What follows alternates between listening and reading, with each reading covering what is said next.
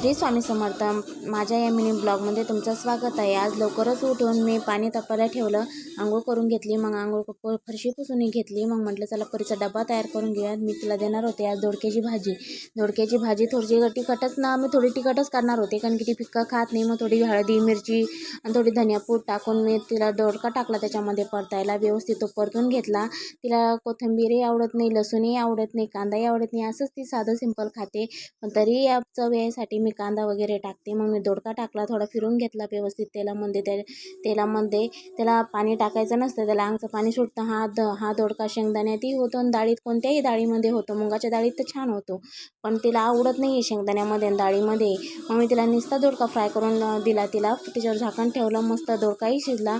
मग चहा उकळली, चहाही दिली तिला. ती कधी कधी दूध पिते किंवा कधी कधी चहा टोस्ट खाते. मग तिला चहा दिला. मग तिचा डब्बा तर करून तयार झाली, ती गेली शाळेमध्ये व्यवस्थित. मग खुशीला बसवलं इथे. खुशी मग मग आमच्या खिडकीतून कवळं ऊन येतं, तिथं बसली होती ती गादीवर. तर तिला वाटलं लाईटच तिच्या डोळ्यावर चमकते की काय. ते म्हणे मम्मी लाईट बंद कर म्हणे हात. म्हटलं लाईट नाही, ते कवळं ऊन आहे.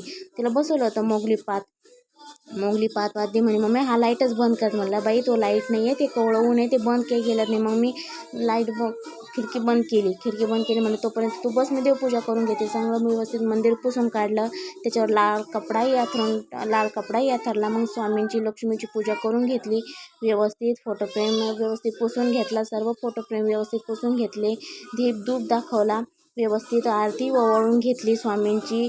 मनोभावे पूजा केली. आज गुरुवारचीही पूजा करायची होती तर तीही व्यवस्थित करून घेतली मी. गुरुवारची पूजा. भेटूया नेक्स्ट ब्लॉगमध्ये.